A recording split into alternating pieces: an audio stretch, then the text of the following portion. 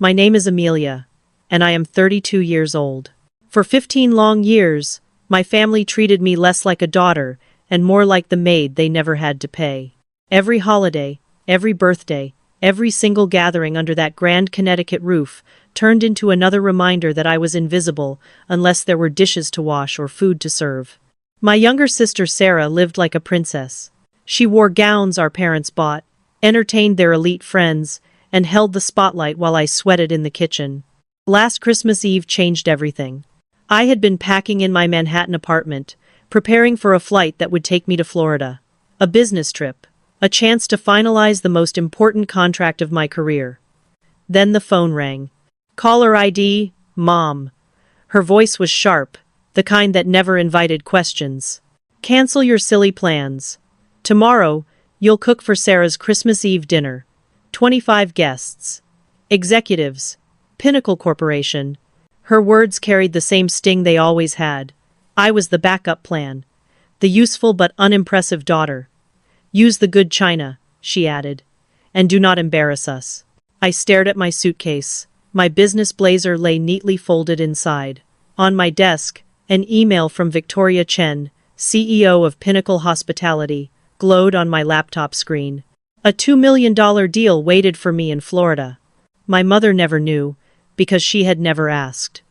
To her, I was unemployed, living in a small apartment, a burden who could at least cook. The truth was very different. I had built something she could not even imagine. But in that moment, standing with the phone pressed against my ear, I felt the old ache. Memories rushed in. 17 years old, peeling potatoes while Sarah laughed with her friends. 25 years old, spending 14 hours preparing appetizers for Sarah's engagement while she twirled in a $3,000 dress. My mother's cruel laugh when asked what I did for work. Lily cooks well. The humiliation never ended. Yet that night, something inside me shifted. The fear that used to keep me compliant was gone. My hand did not even tremble. I had learned the difference between their emergencies and my priorities. As I placed the phone down, my mind cleared. The suitcase was ready. My ticket to Florida was real. My future was no longer negotiable. The hook of my story begins here, in this single decision. Would I return to the Connecticut house and play the servant one more time? Or would I finally choose myself, risk their wrath, and walk into the life I had built with my own hands? The answer, though terrifying, came with freedom. I whispered to the empty room. Not this time. I zipped the suitcase shut. The sound was final. It was the sound of 15 years collapsing into one act of defiance. And it was the beginning of a storm that would expose secrets, collapse facades, and leave a room full of executives, stunned, silent. Because what my family did not know, what they never even suspected, was that their maid was already someone's boss. The morning after that phone call, I woke up in my Manhattan apartment with a clarity I had never felt before. The skyline outside my window glowed silver, and for once, I wasn't weighed down by dread. My mother's demands still echoed in my head, but instead of shrinking, I felt taller. I was no longer their servant. I was Amelia Sullivan, a woman with a company, a future, and a choice. I poured myself coffee and opened my laptop. The Stellar Events dashboard appeared on the screen. Numbers, contracts, employees. 50 people across 3 locations depending on me. 3 executive chefs preparing holiday banquets. An operations team coordinating logistics for New Year's galas. This wasn't a hobby. This was a machine, one I had built from nothing but grit and long nights. 5 years ago, I had started with only $5,000 saved from waiting tables. Now I had a multi-million-dollar enterprise. And yet, in my parents' world, I was invisible. Their narrative had never changed. To them, I was the daughter between jobs. Sarah was the investment, the golden child who sparkled at every event. My achievements didn't fit their story, so they ignored them. It had become easier for them to erase me than to recognize me. That erasure hurt more than words. Last summer, when I returned home, I discovered my childhood bedroom transformed into Sarah's storage closet. My trophies and books shoved into the basement like forgotten trash. Sarah's needs always mattered more, and my existence was trimmed away until I became a shadow. That was the role I had been assigned. The scapegoat, the servant. Not anymore. My phone buzzed with another text from Sarah. "Mom says you're cooking tomorrow. Don't screw it up. Important people will be there." I smiled at the irony. If only she knew. The guest of honor on that list, the one Sarah hoped to impress for her PR firm, was Victoria Chen.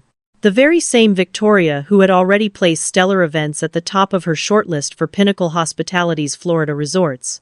The timing felt unreal. Fate had placed two roads before me: remain in Connecticut and serve the woman who was about to make me a millionaire, or board my flight and face her as an equal, as a partner. It wasn't really a choice. I thought about my employees. Maria, my head chef, who had just made an offer on her first house. James, my operations manager, who wanted better schools for his kids. Their futures hinged on this contract. This wasn't just my dream anymore. It belonged to all of us. The decision hardened inside me. My mother could rage. Sarah could sneer. But I would not let their blindness sabotage 50 lives. Still, a tiny ache tugged at me.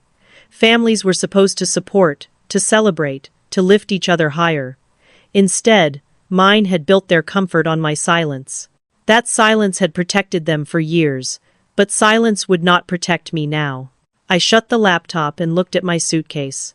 Tonight, I would board my flight. Tomorrow I would sit across from Victoria Chen, not as a servant, not as a disappointment, but as the CEO of Stellar Events. Before I continue, let me say something. If you have ever felt unseen by your own family, if your worth has been dismissed, I want you to know you are not alone. And if stories about reclaiming your dignity and standing in your truth speak to you, please take a moment to like this video and subscribe. Tell me where you are watching from, and what time it is there. I read every single comment. Back in my apartment, I zipped the second suitcase closed. Inside was a leather folder embossed in gold. Stellar Events. My contract, my proof, my shield. The symbol of everything I had built without their money, without their connections, without their belief. I wasn't just leaving for a business trip. I was leaving behind 15 years of servitude. And soon, the entire world, including my family, would know the truth. The memories I carried from those years were sharp, like glass shards buried beneath the surface. Whenever I thought about my place in that house, the sting returned. My parents had a simple way of introducing us at social gatherings. Sarah was always the successful daughter in public relations. I was introduced as, "Lily is here too, she helps out." That phrase followed me like a curse, dismissing every accomplishment I tried to build. I remember one evening at the country club, just last month. I had closed a $500,000 contract that morning, a milestone I should have celebrated. But when my father's golf buddy asked about my career, my father chuckled and said, "Sarah's our success story. Lily is between opportunities." My smile froze, my stomach burned, but I swallowed it like I always did. The truth was that my parents never wanted to know. To them, curiosity about my life felt unnecessary. They had already chosen my identity, the daughter who failed, the one who never measured up. My successes would only disrupt the narrative that Sarah's glow was unmatched. So they ignored me, as if ignoring me would erase me. The cruelty showed in other ways. The summer before last, I walked into my old bedroom and found it unrecognizable. The pink walls of my teenage years were gone. The trophies I had earned, the books I had loved, all boxed up and shoved into the basement. In their place stood racks of Sarah's clothing, the third floor renovated for her with a walk-in closet and a home office. My mother explained it casually. Sarah needs the space. Image matters in her career. It was a message I had heard all my life. Sarah's needs mattered. My existence was negotiable.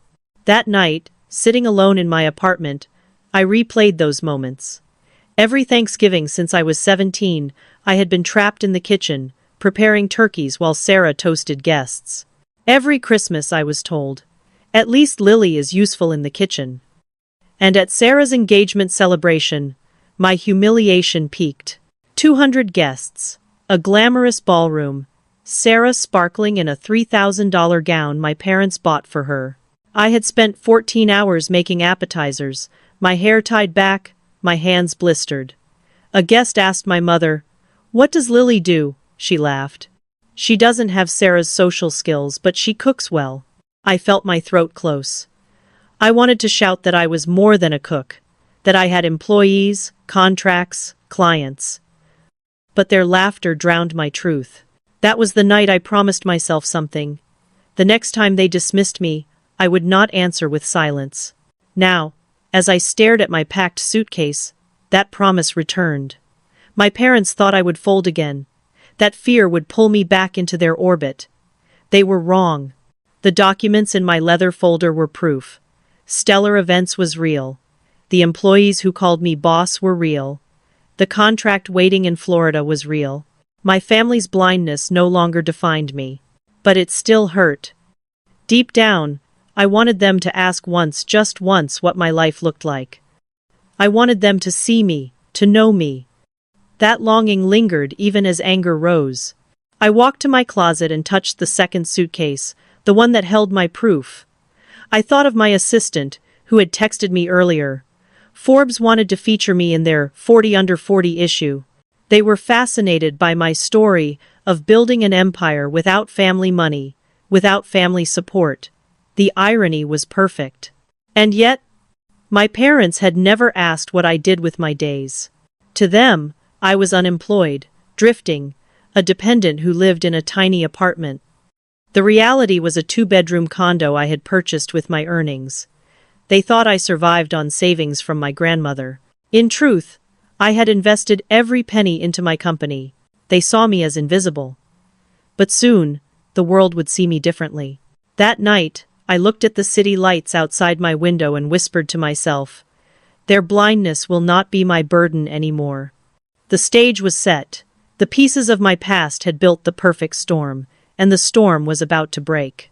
The day of Christmas Eve arrived with a strange calmness. I woke early, brewed coffee, and sat at my kitchen counter staring at my boarding pass. Departure time, 8 o'clock that evening. The ticket felt heavier than paper. It was a declaration, a choice that carried 15 years of frustration and a future waiting to be claimed. My phone vibrated. It was my mother again. Her tone was icy, clipped, the kind she reserved for orders. "Finally, you are awake. Remember, 7 main courses, 10 sides, the menu has been sent to you. Do not embarrass us." I took a slow sip of coffee. "Mom, I cannot do it," I said calmly. Silence. Then her voice sharpened like a knife. "What do you mean you cannot? You have nothing better to do." I felt the weight of those words pressing against me. For years that line had kept me chained. You have nothing better to do. They had used it to erase every step I made toward freedom. But this time my answer was different. "I have a flight. I have a business trip." Her laugh was cruel, dismissive. "Business? Stop being ridiculous. Your sister needs this. You owe us." I gripped the edge of the counter. The irony almost made me laugh. She was demanding catering costs from me while speaking to someone who owned a catering empire. "Family comes first," she snapped. "Family comes first when you need something from me," I replied. The silence on the line was heavy. Then her words landed like a weapon. "If you leave, do not bother coming back." Normally, that threat would have pierced me. It was the same one she had wielded countless times before, and usually, I surrendered. But not today. My voice was steady, stronger than I felt. "Then I guess this is goodbye." I ended the call before she could answer. My hands trembled, but not with fear, with freedom. Within seconds, my phone exploded with messages.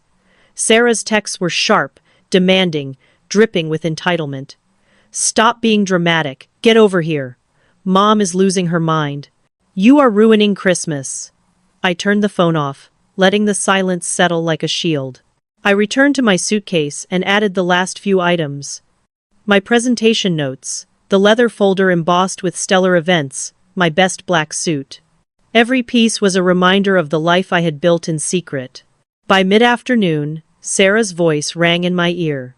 She had found another way to reach me. "What is wrong with you?" she shouted. Mom's calling relatives saying you've lost your mind. I stood by the window, watching snowflakes drift through the city. I have a business meeting, she scoffed. This is about that stupid fight when Mom gave me your room, isn't it? You are bitter. I will pay you $200 to cook. That should make you happy. I almost laughed. $200. My day rate for personal chef services was $5,000, but she had no idea. They never asked, never wanted to know. This is non-negotiable, I told her. I am not coming. Her final words were shrill. Mom will disown you. You are dead to us. I turned off the phone again. I have been invisible to you for years. What is the difference? I whispered to myself. As the evening shadows lengthened, my Uber notification appeared. Pick up in 2 hours. I placed a note on my counter with 3 emergency catering hotlines. Numbers I had written earlier out of habit. It was more than they deserved, but I wasn't heartless.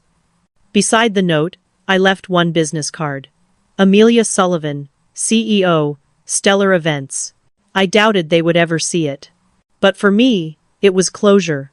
Proof that I had tried to bridge the gap even as I walked away.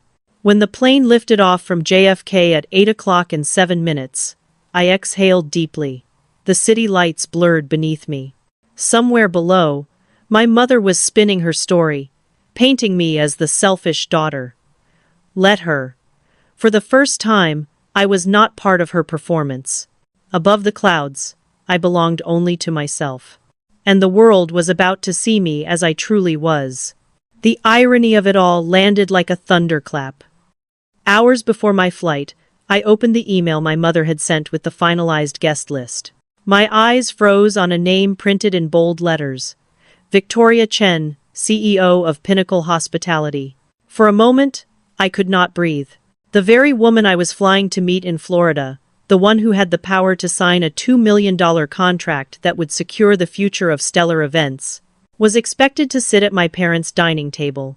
And worse, my family believed I would be the invisible daughter hidden in the kitchen, cooking quietly in the shadows, while Sarah entertained her important guests. The absurdity was almost laughable.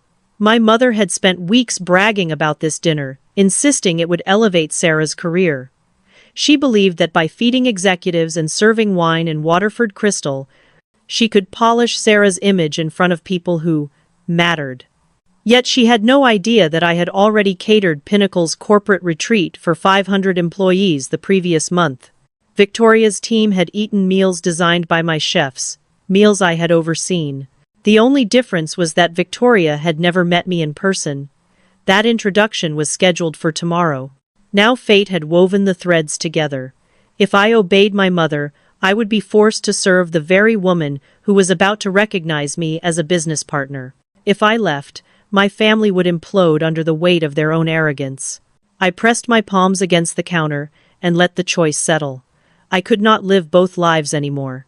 My phone buzzed again, Sarah's words flashing across the screen. Do not embarrass me. Victoria is huge in hospitality. This could change everything for me. I stared at the text. For years, they had demanded I make myself small so Sarah could shine. But tomorrow, the light would shift. The timing was so sharp it almost felt like justice. Still, my chest tightened. I pictured my mother pacing the gleaming Connecticut kitchen, barking orders, convinced her plan was flawless. I imagined Sarah adjusting her designer dress, rehearsing her charm. And I knew, deep down, they would never be prepared for the collapse that was coming. I picked up my business card and turned it over in my hand. The words glowed in embossed gold. Amelia Sullivan, CEO, Stellar Events. That was who I was now. That was who Victoria would meet tomorrow. Before I continue, let me ask you something. What would you have done in my place? Would you have sacrificed your future to maintain peace, or would you have boarded that plane? I want to hear your thoughts in the comments. Your perspective might remind someone else that they are not alone. The weight of history pressed against me, but freedom pulled harder. I thought of my employees, of Maria's mortgage and James's children.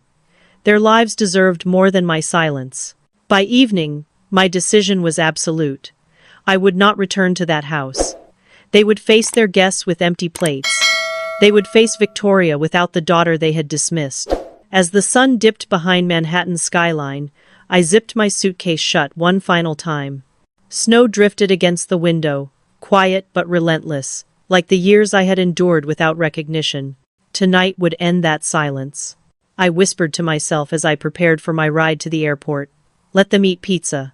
Tomorrow, I will sign a contract. And for the first time in my life, I felt like the storm no longer belonged to them. It belonged to me. While my plane sliced through the winter sky, another scene was unfolding miles away in Connecticut. My parents' grand house glittered with Christmas lights strung across the roofline, every surface inside polished to impress the guests who would soon arrive. Yet the heart of their spectacle, the meal, remained untouched. I wasn't there. By 6 o'clock that evening, panic had set in. My mother had assumed I would cave, that fear of rejection would drag me back into their orbit. Instead, the kitchen remained pristine, the refrigerator stocked only with basic groceries. No turkeys roasting, no sauces simmering, no aroma of holiday meals filling the air. Just silence. Sarah's first text reached me while I waited at the airport lounge. "Mom is losing it. Where are you? Guests will be here in an hour." I did not reply. Another text flashed across the screen 10 minutes later. "Do something, call me now." I turned my phone face down and sipped water, listening for my boarding group. By 6:30, desperation was clear. My father, who rarely sent messages, finally wrote, "Your mother is having a breakdown. Please reconsider." For years he had stood silent as she erased me, offering neither comfort nor protest. Now, faced with an empty kitchen, he realized the weight of her demands. But it was too late. 7 o'clock struck, and the parade of guests began to arrive. Investment bankers, executives, polished women in evening gowns, men in tailored suits. Most importantly, Victoria Chen herself stepped through the door, expecting a lavish feast. Instead, she was met with chaos. My mother scrambled to hide the truth, claiming delays, insisting dinner would be ready soon, but guests could smell the emptiness.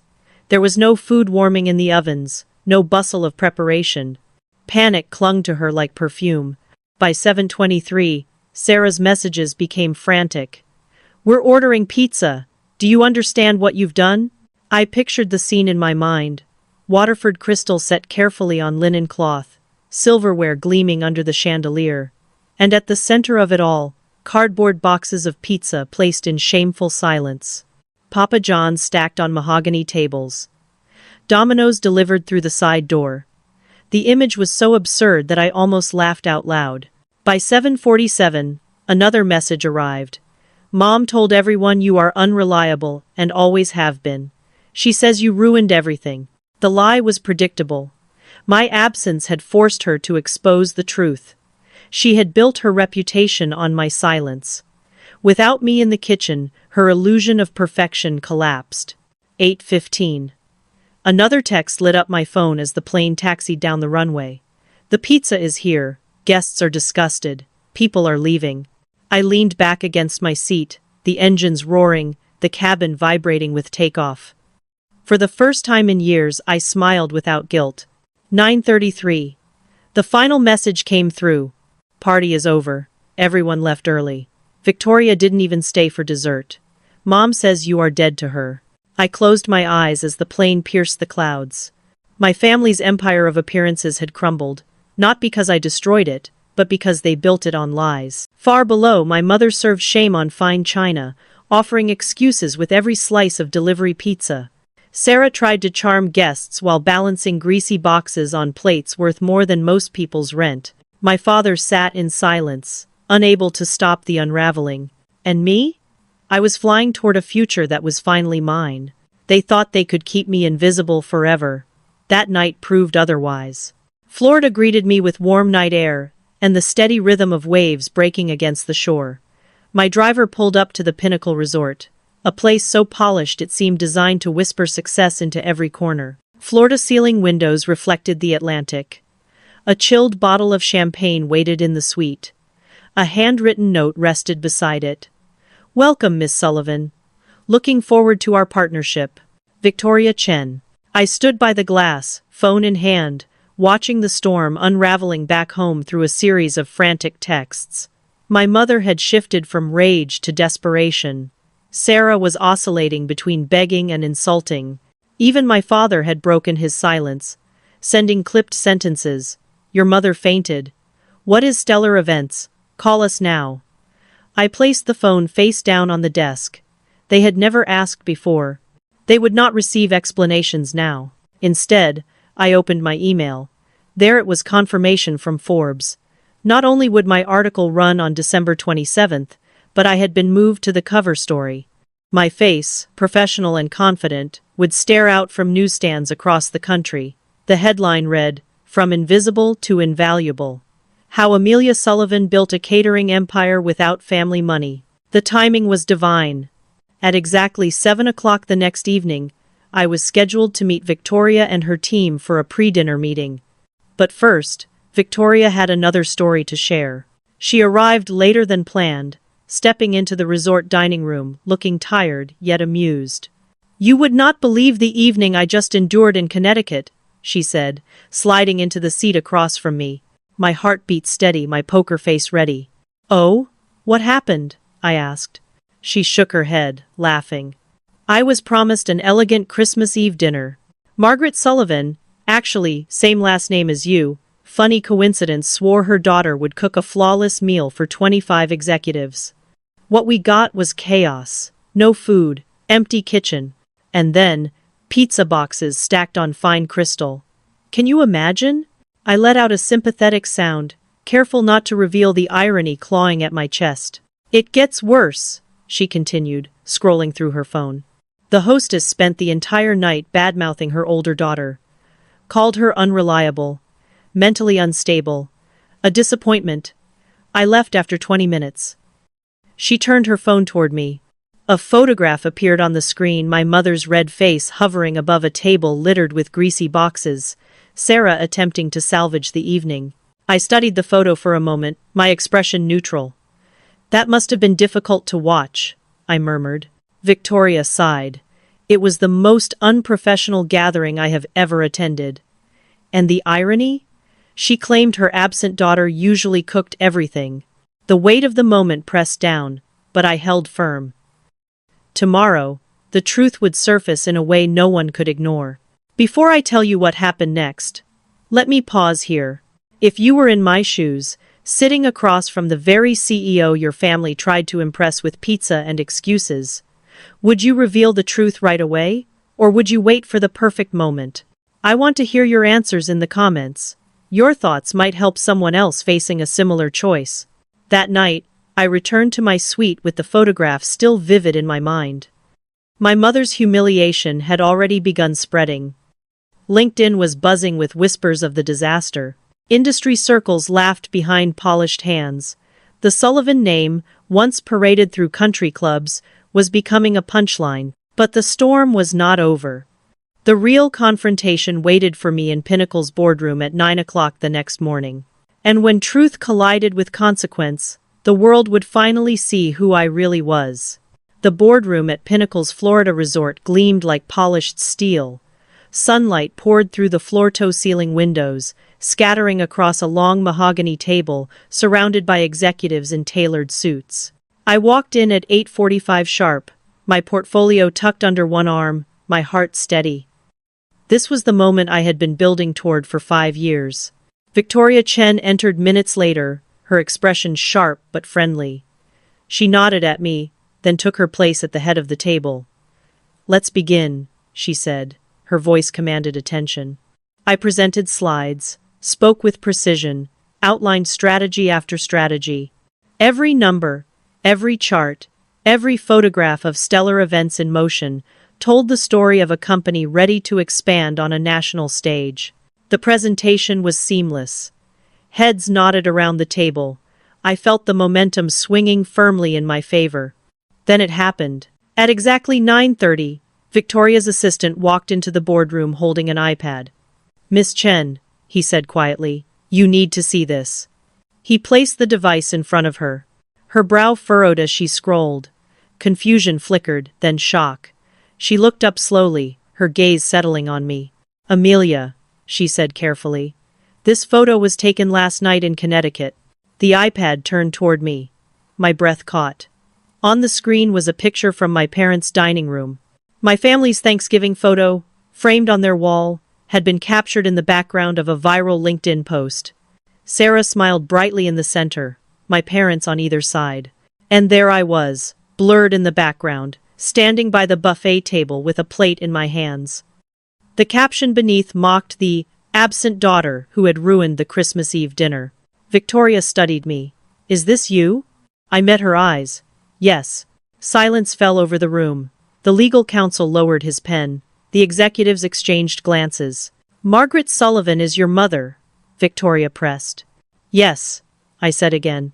"The same woman who told her guests last night that you were unreliable, unstable, and unemployable?"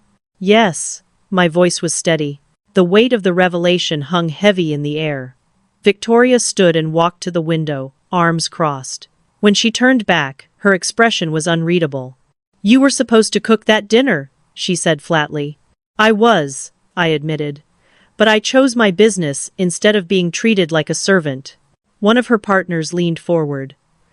"So your family has no idea you are the CEO of Stellar Events?" "None," I answered. "They never asked. They assumed failure was easier than recognizing success." A ripple of disbelief moved around the table. Victoria pulled out her phone, her fingers flying across the screen. Moments later, she looked up, her lips curving into something between a smile and a laugh. "I typed your name into Google. The first result is Hospitality Quarterly, calling you a revolutionary. The second is your James Beard Award nomination. The third is a Wall Street Journal profile." She placed the phone down. "Your family doesn't know about any of this." I shook my head. She laughed this time fully, genuinely. "Your mother spent an entire evening mocking her daughter as useless, while that daughter is the CEO I've been trying to meet for 2 years. The irony is almost too much." The boardroom buzzed with whispered amazement. I straightened my shoulders. "I have never needed their validation. And I don't need it now. What I need is a partner who values results." Victoria looked around the table, then back at me. "Gentlemen, I believe we're about to sign the most interesting contract of our careers." The storm had broken, and for the first time I stood firmly in the light. Victoria's laughter still echoed through the boardroom when her assistant rushed back in, holding the iPad like it was on fire. "Miss Chen, Forbes just released their preview for tomorrow's cover story." He tapped a button, and the screen filled with my face. Professional, confident. The headline stretched boldly across the top, "From invisible to invaluable. How Amelia Sullivan built a catering empire without family money." The room fell silent. Every executive leaned forward, their eyes moving from the screen to me, then back again. Victoria's smile widened. "Well, Amelia, it looks like your family will be learning the truth at the same time as the rest of the world." I nodded. The irony was almost unbearable. My mother, who had dismissed me as unemployed, would wake tomorrow to see her invisible daughter on the cover of Forbes. One of the executives whistled low. "This article says you have a 6-month waiting list for events." 8 months during peak season," I replied. The legal counsel leaned back, shaking his head. "And your mother served Papa John's on Waterford Crystal." The room erupted in chuckles. Victoria leaned closer to me, her voice lowering. "Would you like me to call her?" The suggestion jolted me. "Call her?" "Yes," she said, her eyes gleaming. "She begged me last night to consider Sarah's PR services. I think it's time she learns the truth."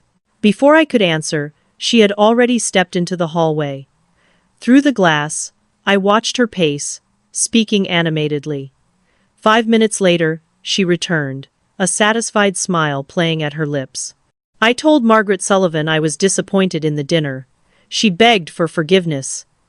Then I told her I had just signed a $2 million contract with the most talented entrepreneur I know, her daughter."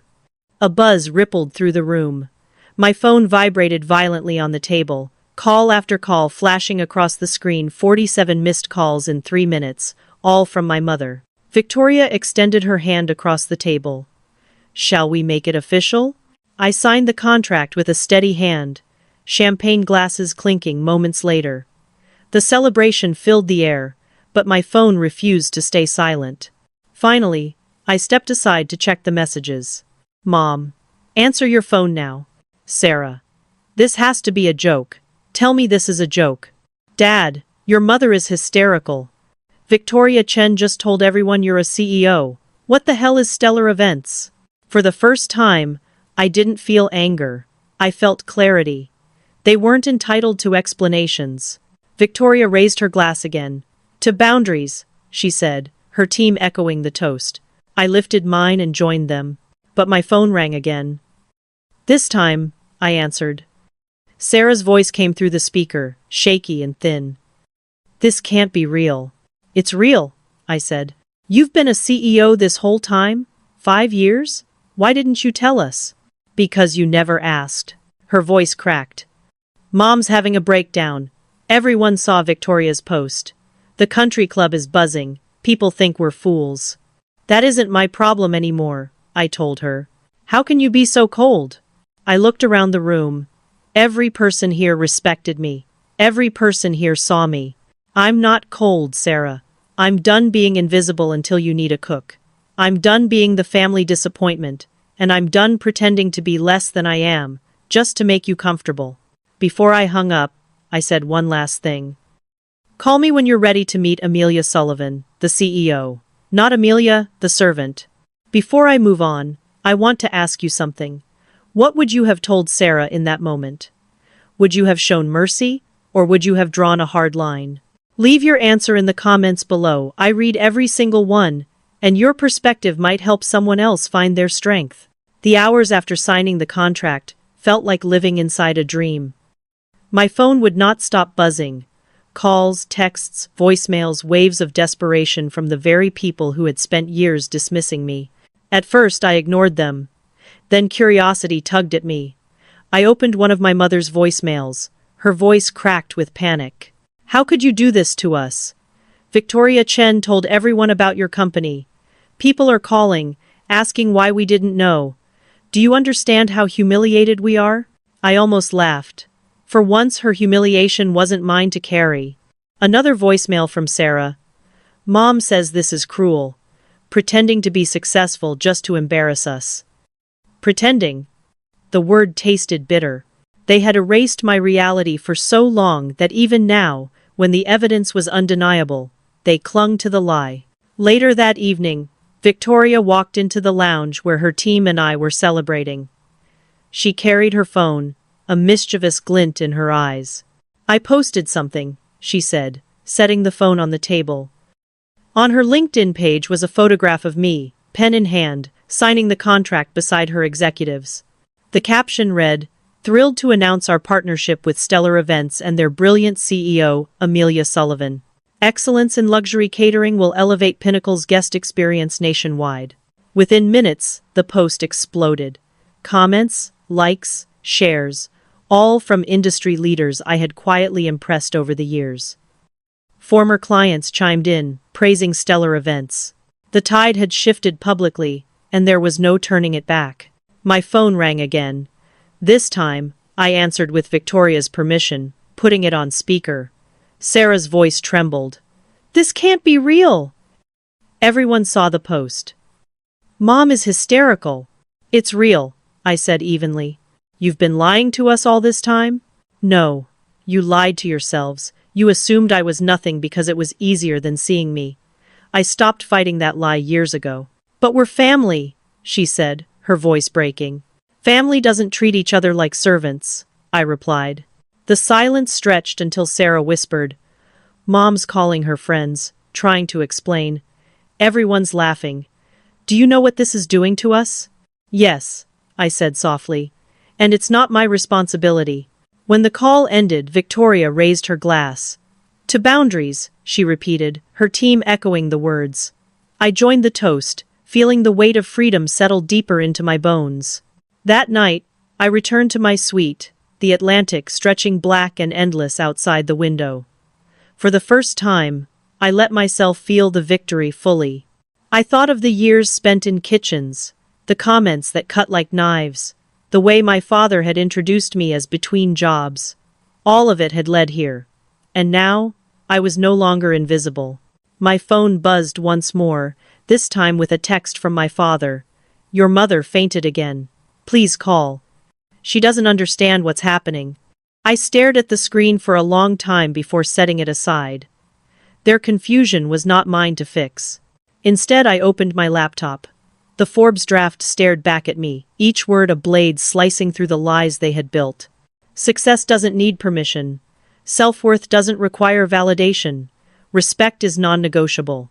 My story was about to belong to the world, not just to me. And as I closed the laptop, I knew something with absolute certainty. The Sullivan family's reign of denial was over. The storm at home gathered speed faster than even I imagined. Within 48 hours of Victoria's LinkedIn post, the carefully curated image my parents had spent decades building collapsed. The gossip mill at the country club ran hotter than a wildfire.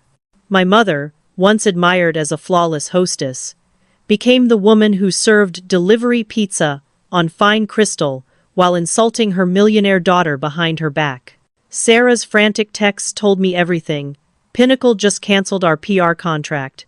That was $500,000 a year. Victoria said she doesn't work with people who lack family values. Another message came a few hours later. Mom lost her charity board seat.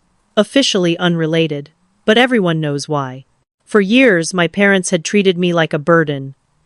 Now their reputation was the burden, and they were crumbling beneath it. One evening, my father finally called me directly, something he hadn't done in years. His voice was quieter, stripped of its usual formality. "Amelia," he said, "I need to say something." I waited. "I knew you were doing something with catering. Years ago, I saw the business registration when mail got mixed up. But your mother was so certain about who you were supposed to be. I should have spoken up. I'm ashamed." His words cut deeper than I expected. "Why didn't you?" I asked. "Because it was easier," he admitted. "Easier to let her narrative stand than to fight it. And that made me complicit." For a moment, silence stretched across the line. Then he added, "Your success is remarkable. We missed it because we weren't looking." I wanted to feel vindicated, but what I felt was grief.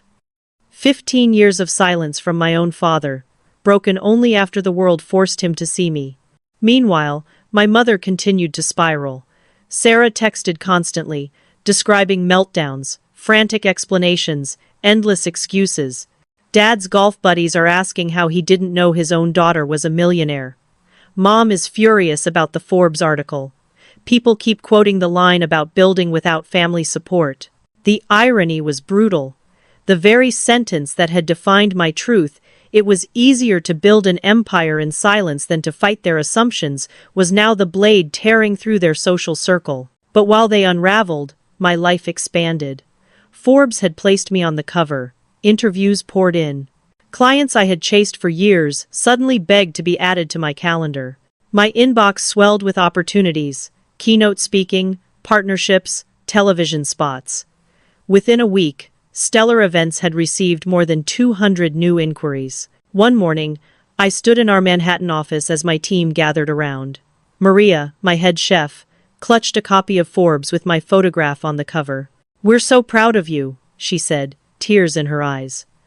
James, our operations manager, raised a toast of sparkling water. "To Amelia," he declared, "the boss who never needed permission to succeed." I realized then that while my family had tried to make me invisible, I had built something unshakable, a family of my own choosing, a team who saw me, respected me, and trusted me. Still, I couldn't ignore the messages flooding my phone. My mother's accusations, my sister's pleas, my father's quiet confessions. The Sullivan name had become a cautionary tale, whispered behind manicured hands at the country club. And I, the scapegoat they had erased, was the headline that destroyed them. But here's the truth. I didn't set out to ruin them. I set out to save myself. And now, standing in the office I had built from nothing, I finally understood that saving myself had been enough. Opportunities bloomed in every direction, as if the world had just been waiting for me to step into the light. Within days of the Forbes cover, I had offers I once only dreamed about. A Food Network producer emailed my assistant with a subject line that made me laugh out loud. Invisible to Invaluable, the Amelia Sullivan story. They wanted a documentary. A week later, Cornell University reached out, inviting me to speak at their School of Hotel Administration. My dream school. The very one my parents once called too ambitious for me. While my schedule filled with meetings, interviews, and celebrations, the texts from Sarah did not stop. Mom is breaking down. She cries every night. Dad is humiliated. Everyone is asking how we could treat you like this. Another came only hours later. We lost 2 more clients. They said our family reputation makes us look unstable. Do something. Do something. That was always the refrain. For 15 years I had done something for them. I had cooked, cleaned, organized, hosted, smiled. All while my own dreams were dismissed as a hobby. But now, my something was for me. For my company. For the employees who trusted me. Still, one evening as I reviewed contracts in my Manhattan condo, a message appeared that made me pause. It was from my father. Amelia, I failed you.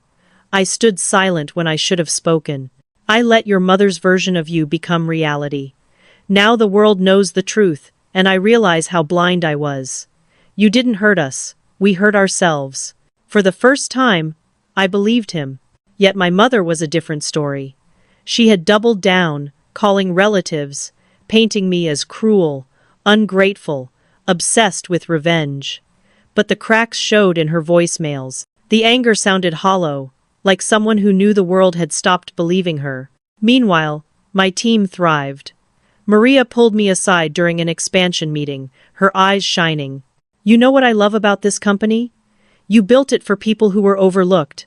Half of us were told we'd never make it, but here we are. Her words stuck with me. She was right. My hires had been people like me dismissed, underestimated, written off. Together, we had turned rejection into fuel. The growth was staggering. Within weeks, Stellar Events had to hire 20 new employees to handle the surge in demand. 3 major contracts came directly from Victoria Chen's introductions, worth a combined $10 million. But even as success roared around me, the ghosts of my family lingered. One late night, after an interview with a national network, my phone buzzed with a text from my mother. We need to talk, please. I stared at the words for a long moment. For years, all I had wanted was for her to acknowledge me, to see me. And now, she wanted my attention because the world saw me first. I archived the message and went back to my notes for Cornell. Because the truth was clear, I no longer needed her recognition. My worth had never belonged to her. Before I reveal what happened when I finally sat across from my family again, let me ask you this. If you were in my place, would you forgive them? Or would you protect the boundaries you built, no matter how much they begged? Tell me in the comments below. I want to hear your perspective. It might be the mirror someone else needs. 3 months passed before I agreed to meet my family face to face. By then, the chaos had settled into something colder, something more permanent. Their reputations had cracked beyond repair, while mine had only grown stronger. Stellar Events had expanded to 5 cities. My speaking tour had sold out in record time. And the Food Network documentary was already in post-production. We met at a quiet restaurant in Manhattan, my territory, my choice. No sprawling Connecticut estate, no chandeliers or crystal to hide behind. Just 4 walls, dim lighting, and a single table where truth could no longer be avoided. When they walked in, I barely recognized them. My mother looked smaller, her imperious edge dulled into something fragile. Sarah's usual smugness was gone, replaced by hesitation. Even my father seemed older, his posture bent, his voice softer when he greeted me. Before anyone could speak, I slid a sheet of paper across the table. "These are my terms," I said. They leaned in. The list was short but sharp.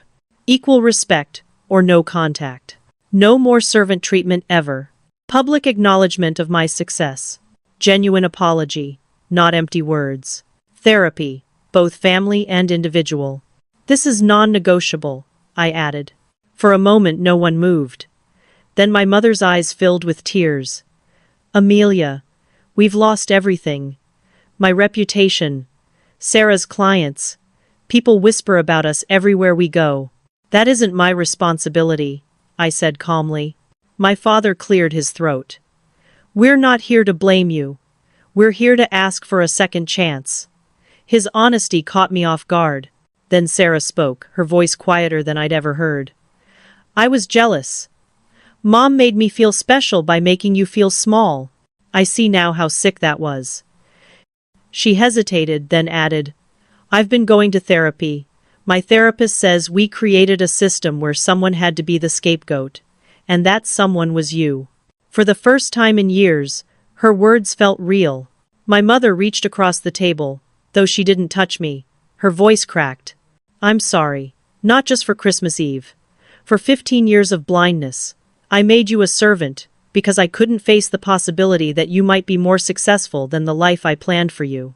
Her confession was raw, but my boundaries were stronger than tears. If we rebuild, I said, it's as equals. I'll be your daughter, not your servant, your sister, not your staff. They nodded. And Mom, I added, my tone sharpening, if you ever want Stellar Events to cater anything, you'll pay full price. For a brief second she almost smiled. Fair. The meal continued quietly after that. We spoke cautiously, like people walking across thin ice. The past wasn't erased, but something new had been planted. And for the first time, I left a family dinner not as the help, but as the one who set the terms. 6 months later, I hosted my first family dinner, not in their sprawling Connecticut mansion, but in my Manhattan condo, overlooking Central Park. The 2-bedroom apartment they had once dismissed as tiny, shimmered with glass windows, warm lighting, and the hum of quiet success. This was my space, my life, my rules. The evening was symbolic. I had invited my parents and Sarah, but not as a dutiful daughter who would vanish into the kitchen. This time, Stellar Events catered the dinner. My team dressed in crisp uniforms prepared every dish, plated with perfection, and served with quiet professionalism. I sat at the head of the table, glass of wine in hand, watching as my employees, who called me boss, moved with confidence around the room. My mother glanced at me, then at the servers. She understood the message instantly. Never again would I cook for free. Not for them, not for anyone who reduced me to a servant. That boundary had been drawn in stone. As we ate, I raised my glass. The words came easily, heavy with meaning. Success doesn't need permission. Self-worth doesn't require validation. And respect is non-negotiable. Silence followed. Then my mother nodded slowly. She had been in therapy for months, and for the first time, I saw sincerity in her eyes. At the country club, she had even stood before her peers and admitted she had been blind to her own daughter's success. It didn't repair her reputation, but it was a start. Sarah, too, had changed. Her PR firm had nearly collapsed, but she pivoted. Humility had replaced arrogance. She even asked if Stellar Events might consider hiring her agency for PR. I told her to submit a proposal like everyone else. She did, and it was good. For once, I saw effort instead of entitlement. My father surprised me most. After decades of silence, he became my unexpected ally. At a recent networking event, I overheard him introduce me not as between jobs, but proudly, firmly, as my daughter, the CEO. The pride in his voice healed wounds I didn't realize were still open. Yet the biggest transformation wasn't in them, it was in me. I no longer shrank to fit into their story. I no longer dimmed my light to make others comfortable. My company had grown to 100 employees across 5 cities. The Food Network documentary aired to critical acclaim. Invitations to speak at global conferences flooded in, but beyond the contracts, beyond the applause, the real victory was internal. I had learned that boundaries were not walls, they were doors, doors I controlled. I could open them, or I could close them. And for the first time, my family had to knock, not barge in. That night, as dessert was served, I looked around the table. My parents were quieter, softer. Sarah seemed thoughtful, not smug. The reversal was complete. Once, I had been the invisible servant in their house. Now, they were guests in mine. But this wasn't about revenge anymore. It was about truth. I leaned back, savoring the moment. For so long, I had waited for them to see me. Now, I didn't need their recognition. I already saw myself clearly. The months that followed felt like stepping into a life I had once only dared to imagine. Stellar events reached new heights, with contracts pouring in faster than we could process them. Our team doubled, then tripled, expanding into 5 cities. Each morning, I stood in front of the mirror, no longer as the girl who once hid behind her sister's shadow, but as a woman who had built something extraordinary from nothing. But success wasn't just measured in numbers. It was in the quiet power of finally living on my own terms. The guilt I had once carried, guilt for saying no, for choosing myself, was gone. What remained was clarity. My worth was not up for debate. It never had been. I thought back to the night of the Christmas Eve disaster. My mother had served greasy pizza on fine china while whispering lies about me to her guests. That night, she had written the final chapter of the story she tried to trap me in. But the world saw through it, and so did I. Now, the narrative belonged to me. One evening, after a long day at the office, I received an invitation that crystallized everything. Cornell's School of Hotel Administration confirmed my lecture date. The topic, Building Success Without Permission. I smiled at the irony. The very school my parents had dismissed as too ambitious for me now wanted me to teach others how to carve their own path. When I walked into that lecture hall weeks later, rows of students looked up at me with anticipation. I told them my story not as a tale of revenge, but as proof that freedom comes when you stop asking others to define you. I ended with the lesson I had learned the hard way. Your value doesn't decrease because someone fails to see it. Respect is not negotiable. Success doesn't need permission. The applause that followed wasn't just for my words. It was for the truth in them. Meanwhile, my family remained in the background of my life. Therapy softened my mother's edges, though her apologies could never erase the years. Sarah worked harder than I had ever seen her work, slowly earning back clients through humility instead of arrogance. My father, once silent, introduced me proudly everywhere he went. We were not healed, but we were no longer broken in the same way. The greatest shift, though, was within me. I no longer lived for their approval. I no longer begged for scraps of recognition. I had built a life that stood tall without them, and if they wanted to stand beside me, it would be as equals. That final family dinner in my condo sealed it. As my employees served courses with elegance, I raised a glass and said, I will never be the servant in this family again. From here on, I am Amelia Sullivan, CEO. And that is enough. The room was silent. Then my mother nodded. Sarah lowered her eyes, and my father's voice broke the stillness. We see you now. But I didn't need them to. I already saw myself. And before we close this chapter, let me leave you with one thought. If you've ever been overlooked, underestimated, or told you are less than what you know you are, remember this. Success is the best response to disrespect. Boundaries are the greatest gift you can give yourself. And when the world tries to keep you small, add tax to your worth and walk taller anyway. Because sometimes the sweetest revenge isn't revenge at all. It's finally being seen by yourself. When the noise finally quieted after the contracts, the headlines, the whispers at the country club faded into background hum. I found peace in the simplest things. Early mornings with coffee steaming in my hands, walks through Central Park when the air was sharp with winter. Evenings when the city lights glittered but I felt no pressure to chase them. For so long, I believed my story had to be about proving myself to others. To my mother, who demanded obedience. To my sister, who thrived on being adored. To my father, who stayed silent. But the truth I discovered was gentler. I never had to prove myself to them. I only had to believe in myself. Hosting my family in my condo had been symbolic, yes, but it wasn't about revenge. It was about balance. It was about finally placing myself at the head of my own table, literally and figuratively. Watching my employees serve them reminded me of how far I'd come, not because they bowed their heads in shame, but because I no longer bowed mine. The world will always have people who underestimate you. Some will do it out of ignorance, others out of fear. What matters is whether you let their blindness define you. I had carried their blindness like a burden for 15 years. Now, I had laid it down. And what I picked up instead was freedom. As I look forward, the numbers are impressive. 5 cities, 100 employees, contracts worth millions. But the real success is intangible. It's the laughter of my team at our holiday party. It's the quiet respect in my father's voice when he calls me his daughter, the CEO.